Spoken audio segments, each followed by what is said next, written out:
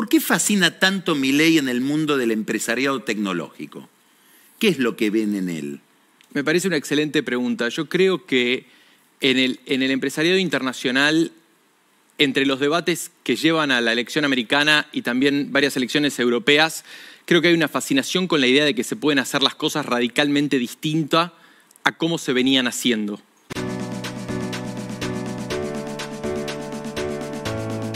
Pierpaolo Barbieri, bienvenido. Muy contento de que estés acá justamente un día como hoy. ¿Por qué es importante hoy para vos este día?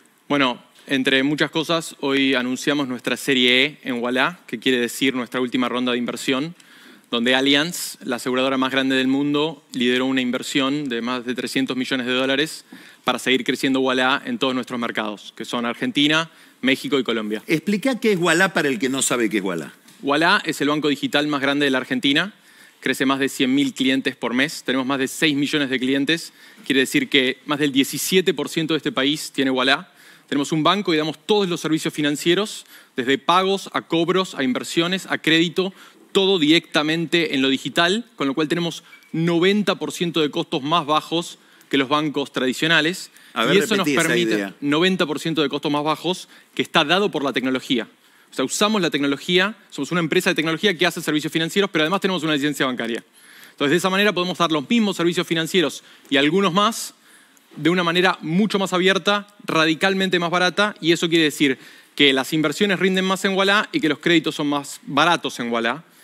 Y también nos expandimos a México y a Colombia. Como vos sabés, tenemos una licencia bancaria en México. Hay solo 50 bancos en México, a diferencia de 4.500 en los Estados Unidos, y hay solo 32 bancos en Colombia, y nosotros tenemos las licencias porque de esa manera podemos jugar en toda la cancha y no estar limitados, como en muchos mercados ocurre, por la regulación que a veces limita a la fintech operar. Y esta historia, esta trayectoria que te lleva hasta estos números que estabas diciendo, ¿en cuánto tiempo se produjo? Bueno, nacimos hace 7 años, lanzamos hace 7 años, y a mí se reían en la prensa una vez que yo dije en 2017 que íbamos a tardar 7 a 8 años en ser rentables, y ahora finalmente lo somos en la Argentina, pero obviamente todavía no estamos ahí en México y en Colombia, porque a diferencia de Argentina, donde tenemos 6 millones de clientes, en México, por ejemplo, tenemos 2. Entonces no, tenemos que tener una escala. ¿Por qué? Porque nosotros no cobramos las cuentas, no cobramos cosas tradicionales como el costo de apertura o de renovación de una tarjeta de crédito, que en Argentina todos los bancos cobran.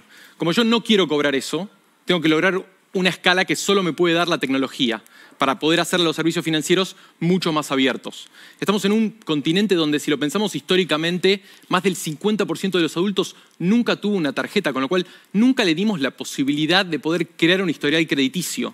Y como decía Jefferson en el principio de la República Americana, cuando no hay movilidad social, no puede haber república.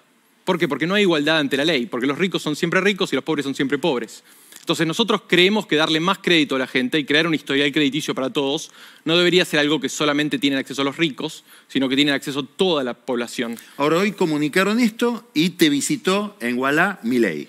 Sí. Contá a ver qué fue esa visita. Bueno, fue un honor recibir al presidente, anunciamos la ronda de inversión. Esta ronda de inversión es la más grande para una empresa argentina desde nuestra última ronda de inversión en tecnología y es la más grande en América Latina en más de 3 años. ¿Por qué? Porque hay un contexto que vos bien explicás en los monólogos de las semanas sucesivas. Hay tasas de interés altas en el mundo. ¿Por qué? Porque la Reserva Federal y el Banco Central Europeo, entre otros, tienen tasas altas. Entonces, en ese contexto, ha habido muy poco financiamiento para proyectos tecnológicos en América Latina. Esto fue el anuncio de hoy. El presidente lo escuchó mediante su equipo, especialmente Damien Reidel, que es alguien que yo conozco hace mucho tiempo, desde una vida académica. Nos propuso una visita y para mí fue, por supuesto, un honor recibirlo a él. Y también vino Karina Milei, secretaria general de la Presidencia, y Guillermo Francos, ministro del Interior. Jefe de gabinete. Perdón, jefe de gabinete y ex-ministro del Interior. Perdón. Ya que decís esto, me gustaría aprovechar que estás acá para que nos expliques lo siguiente. ¿Por qué fascina tanto, y ya que lo nombrás a Damien Reidel, etcétera, que es el eslabón entre Milei y esto que vamos a hablar, este mundo del que vamos a hablar, ¿por qué fascina tanto Milei en el mundo del empresariado tecnológico? ¿Qué es lo que ven en él? Me parece una excelente pregunta. Yo creo que en el empresariado internacional, entre los debates que llevan a la elección americana y también varias elecciones europeas, creo que hay una fascinación con la idea de que se pueden hacer las cosas radicalmente distintas a cómo se venían haciendo. Y creo que hay un debate en el mundo sobre qué viene después del neoliberalismo, que fue tan hegemónico cuando Fukuyama declaró el fin de la historia. Entonces, después de ese contexto es qué viene después. Y yo creo que la fascinación de Milei es la idea de ser contrarios a cómo va el mundo. La mayoría de los mercados desarrollados desde 2009 tiene grandes déficits fiscales. Y algo que históricamente, antes de la Great Financial Crisis, de la crisis del 2008, tenían los mercados emergentes, que eran problemas de deuda, lo han tenido países desarrollados como Grecia, como España, como Italia, y en algún momento se habló de hasta Estados Unidos. Entonces yo creo que hay mucha gente que piensa la vida en ideas contrarias a la corriente, que dicen, aquí hay un país que ha tenido históricamente problemas de deuda, que ha tenido una adicción al déficit fiscal, que es algo que históricamente es una realidad de la Argentina y por ende una tasa alta de inflación, y aquí viene un líder que dice, no voy a hacer las cosas como todo el mundo dice que hay que hacer las cosas, sino que las voy a hacer radicalmente distintos. Y ahí creo que se va a la vieja idea de cuándo se iba a saldar el déficit fiscal en Argentina después de 9 defaults en el último siglo, que todo el mundo decía, bueno, vamos a tomar todo un periodo presidencial para que no haya déficit fiscal, cuando todos sabíamos que había que bajar el déficit fiscal. Y creo que la fascinación está dada por esta idea de, no, el primer mes vamos a déficit fiscal cero y que no se acabó el mundo. Obviamente hay muchos problemas y hay una crisis macroeconómica de la que vos bien hablaste, pero no se acabó el mundo. Entonces, en el mundo empresarial internacional están acostumbrados a hacer apuestas difíciles. ¿Por qué? Porque cuando vos apostás por una empresa de tecnología, vos apostás en 10 pensando que a una le va a ir bien y con esa vas a pagar todo el fondo. Entonces creo que la idea de ser contrarios y ver qué viene después de este neoliberalismo los lleva a una fascinación por una perspectiva y un programa de gobierno distinto a lo que venía antes. Que parece que si ves a los mercados financieros, el dólar o el riesgo país viene funcionando bien. Ahora enfoquemos esto que estás explicando, vamos a achicar todavía más el foco. ¿Qué significa simbólicamente? No como inversor, ni lo otro más o menos sabemos. Elon Musk, en el discurso de Trump y en el discurso de Milei. Bueno, Elon Musk hoy... ¿Por qué ese tipo y no otro? Bueno, hoy Elon Musk en Estados Unidos, en el discurso de Estados Unidos y en la dialéctica de Estados Unidos es el gran innovador, es el gran disruptor. Es la persona que no venía del mundo de los autos, invierte en Tesla, después se hace cargo de Tesla y la lleva a ganar en un mercado donde históricamente la dominaban las grandes automotrices de Michigan, como General Motors o Ford. Y hay una entrevista muy famosa donde le preguntan, ¿pero por qué vas a ganar vos en este mercado si vos no sabés nada de autos eléctricos? Y él dice, ¿y dónde está el proyecto eléctrico de General Motors? No está. Solo alguien, solo el outsider, solo el que viene de afuera, completamente con una nueva perspectiva, puede rehacer este mercado. Y si lo pensás de alguna manera, eso es Trump.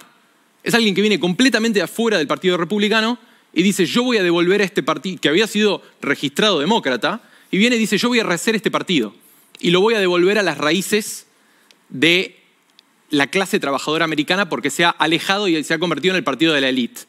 Y si vos ves los resultados, que seguro Iparraguirre puede hablar mucho mejor que yo, si vos ves los resultados electorales, Trump no solo logra dominar el Partido Republicano Americano, que era el partido del establishment de los Bush, sino que además ha logrado ganar en todas las clases trabajadoras de los Estados Unidos. Entonces los 10 condados más ricos de Estados Unidos votaron por el demócrata, históricamente un partido de los sindicatos americanos, y todos los condados más pobres de los Estados Unidos y los más inmigrantes votaron mucho más por Trump.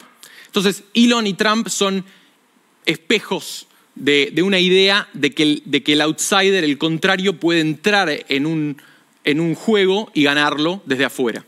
Ahora, ¿se explica la fascinación? O sea... Sí. Ahora, cuando lees la biografía de Elon Musk, él le debe mucho al Estado. Sí. ¿Qué papel juega el Estado en todo esto? ¿Dejó de jugar un papel o juega algún papel? No, yo creo que es una mala concepción de lo que propone Trump. Trump no odia al Estado. Y recordemos también que Trump, cuando empezó como desarrollador inmobiliario en Nueva York, necesitó de la ayuda estatal y muchos beneficios fiscales para revitalizar Nueva York, cuando todo el mundo pensaba que Nueva York se había acabado como idea en el fin de los 70, principios de los 80, casi la ciudad quiebra. Entonces yo no creo que Trump odie al Estado. Me parece que está mal visto y mal interpretado eso. Lo que ocurre es que Trump, y de alguna manera Elon en esta vuelta, en la revancha de Trump, como decía Ferguson, propone una reingeniería del Estado. Dice que el Estado está construido básicamente para el siglo XX. Y en el siglo XXI, con la tecnología que tenemos que ir a la radical reingenierización del Estado alrededor de la eficiencia. ¿Por qué? Porque gastamos mucho.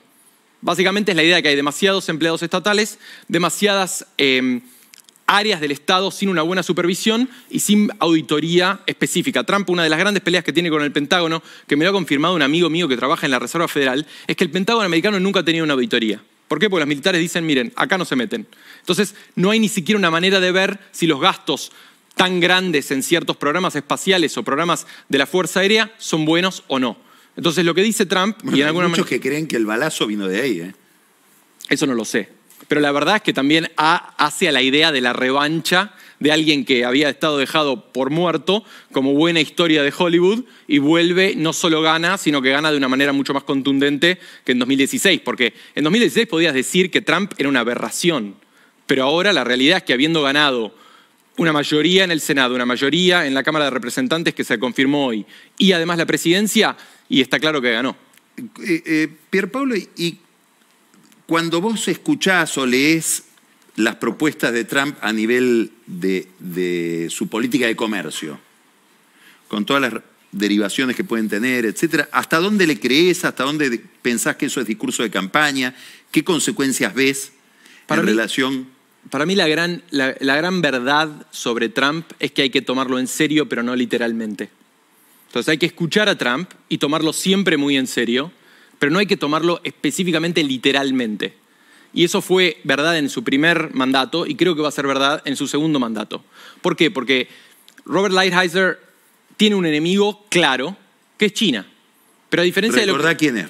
Lighthizer es el que va a ser responsable del comercio para los Estados Unidos, es un gran defensor de los impuestos aduaneros y tiene una gran lucha histórica con China, que también es un enemigo de Trump.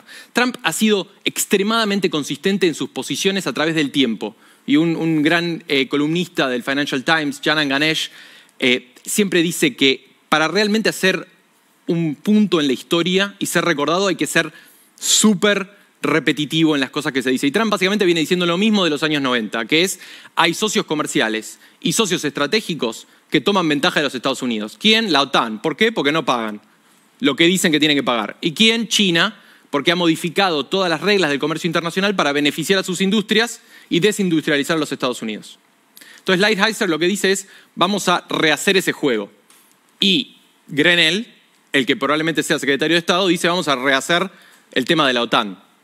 Pero si uno lee el tratado de la OTAN, Trump tiene razón. ¿Por qué? Porque todos los miembros de la OTAN se comprometen a poner 2% del Producto Bruto en la OTAN, pero después no lo hacen. Entonces, cuando los europeos lo critican a Trump, y Jens Stoltenberg el otro día, el ex líder de la OTAN, dijo, la verdad que Trump tiene razón, porque si vos firmás un tratado que dice que vas a poner el 2% y después no pones el 2%, Trump no es un loco, tiene razón. Entonces, lo que quiere hacer en el comercio Lighthizer es barajar y dar de nuevo. Y creo que ahí la gran lucha es la Segunda Guerra Fría. Y esa Guerra Fría es contra China, no es contra México. Por eso creo que humildemente la editora de The Economist está en lo incorrecto. Y creo que la administración de Sheinbaum lo sabe. El gran enemigo de Trump es la divergencia comercial que hoy tiene Estados Unidos con China y todo lo que han acumulado en deuda los chinos contra los Estados Unidos. ¿Por qué? Porque tienen un superávit desde siempre, básicamente desde 1993, cuando China entra al comercio internacional y los Estados Unidos que le dan la bienvenida. Y en ese sentido creo que quieren rehacer esa balanza de poder en una guerra de poderío como fue la Primera Guerra Fría. Vos venís de anunciar que hay una apuesta de una compañía tan importante como Allianz a una empresa que está muy comprometida con la Argentina, con Ualá. Eso debe tener que ver con la historia de Ualá y tendrá algo que ver con el contexto argentino también, supongo. Yo creo que son las dos cosas. Me gustaría que hables de cómo estás viendo el contexto argentino. Bueno, yo creo que a partir del año pasado quedó muy claro que la sociedad argentina quería un cambio de régimen en términos de inflación. Yo no creo que el desarrollo es posible con 3 dígitos de inflación. Y creo que no hay ningún economista serio en el mundo, ni ningún historiador que te diga que es posible eso. Y yo creo que ese cambio de régimen era necesario en la Argentina después de 20 años, no 4, no 8, 20, de un régimen de alta inflación. Entonces yo creo que ahí necesitamos una estabilización macro tal como la que han tenido muchos de nuestros vecinos. Entonces si vos pensás el Brasil de Cardoso o Perú o Chile antes, o por supuesto Uruguay, son países que tienen inflación baja y estable. Creo que eso es necesario. ¿Por qué? Porque yo creo que el desarrollo no se logra solo. La autarquía como concepto económico ha sido dejado de lado en todos lados, incluso en China, donde hay un partido comunista hegemónico en lo político, pero abierto a un capitalismo muy competitivo en lo comercial. Precisamente lo que Trump odia. Entonces, en ese mundo creo que la Argentina, por su tamaño, podremos ser del G20, pero necesitamos inversión extranjera. No viene la inversión extranjera para desarrollar los sectores claves de la Argentina si no tenés inflación baja, una economía relativamente abierta y una macro estable. Y no lo hemos tenido. Entonces, Argentina tiene hoy cosas insólitas, como por ejemplo, y esto es algo que hablamos con el presidente, Argentina tiene 5% de deuda privada contra el Producto Bruto. En la época de Macri era 15%. En Brasil es 50%, en México es 35%, en Chile es 90%, en Estados Unidos es 120%, en Japón ni entra en la escala. Entonces Argentina no tiene deuda, está completamente sin deuda. Eso quiere decir que se limita para todos estos usuarios que nosotros tenemos la posibilidad de tener movilidad social. Entonces el rico es siempre rico, ¿por qué? Porque tiene... No, dice, teniendo tan baja deuda, ¿por qué hay tanto riesgo? Porque nadie confía en la Argentina. ¿Y qué? Porque hicimos... Metete en ese tema. No, pero obviamente hicimos 10 o 9, como lo quieras contar, defaults en un siglo. Emitimos un bono a 100 años que reestructuramos no 4 años después. Yo tengo en mi oficina el prospecto de ese bono y lo reestructuramos 4 años después, cuando hay muchos países hoy que celebran tener un bono a 100 años, porque eso quiere decir que tenés posibilidades de hacer inversiones en infraestructura a largo plazo. Entonces, yo creo que Argentina necesita esa estabilidad macro, creo que el electorado votó para eso y no nos olvidemos que los otros candidatos que perdieron la elección también prometían estabilidad macroeconómica. Y creo que como economía, si vemos dónde están los sectores importantes para la Argentina, es obviamente el agro, históricamente una fuente de fortaleza para la Argentina. Todas las inversiones que se están hablando ahora en energía, desde Tecpetrol a Pampa, solamente en el último mes, cambian radicalmente el status quo para el país, el potencial de la minería, y quiero agregar el turismo, que es un gran sector externo, y además la economía del conocimiento, que es lo mío.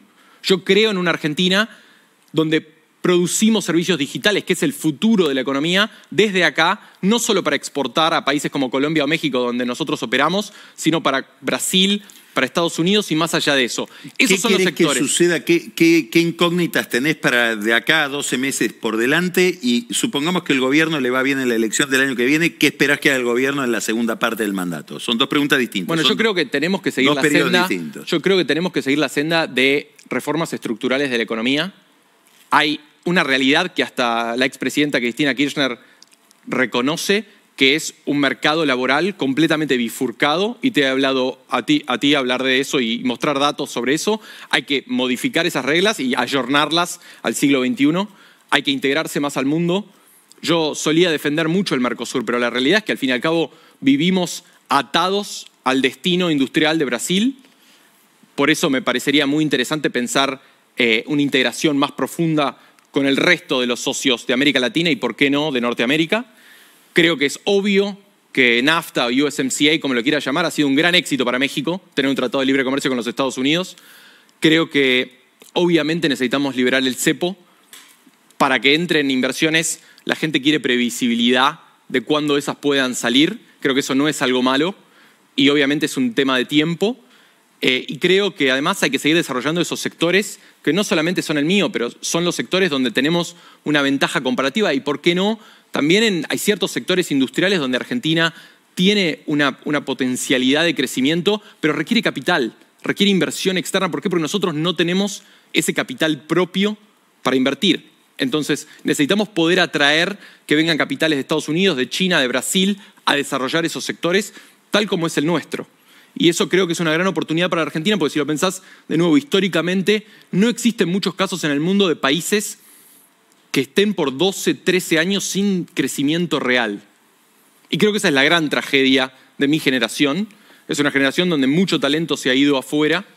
Y creo que la gran oportunidad, eso me lo decía un gran inversor de tecnología, Peter Thiel, que por cierto también es cercano ahora a Trump, pero es el primer inversor de Facebook, que terminó siendo Meta, que dijo, no podés pensar un país donde la juventud se vaya a emprender a España. Imagínate Ahora un que país... hablas de la juventud, te hago la última pregunta, que es Sí. medio insólita. Explícanos, supongamos que nos están viendo chicos que están pensando en qué carrera seguir, en cómo formarse, etcétera, qué hacer de su vida. ¿Cómo es que un historiador puede terminar fundando un banco digital o una empresa de tecnología financiera? A ver, La verdad que yo ¿cuánto todavía importa no lo elegir sé. la carrera? Esa es la pregunta. Me parece una excelente pregunta y la pienso mucho tiempo. Yo estoy muy contento de haber estudiado historia y ahora somos dos historiadores, podemos hacer publicidad de la materia, pero la realidad es que yo creo en un modelo de artes liberales. Tuve la fortuna de tener una beca para estudiar en los Estados Unidos. Yo creo que el propósito central de una carrera universitaria, y originalmente la idea del secundario también, no era enseñarte algo en particular, sino enseñarte a pensar problemas y a resolverlos.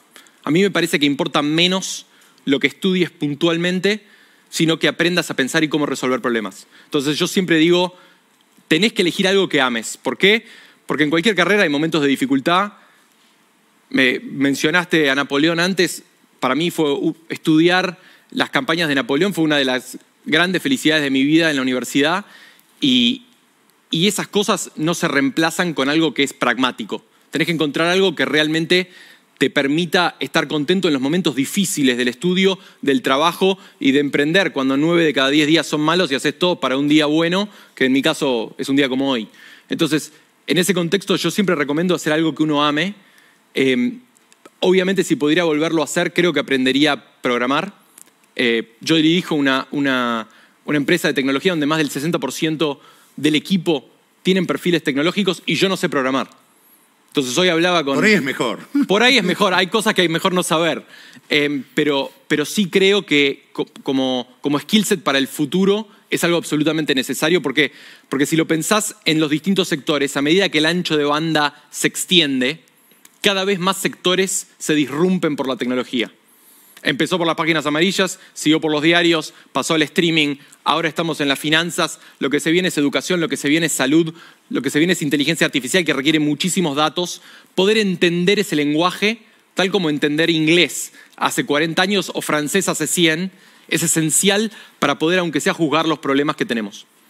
Bueno, muchas gracias, Pierpaolo. Felicitaciones. Un placer. Hermosa conversación. Muchas Gracias. gracias. Vamos a un corte.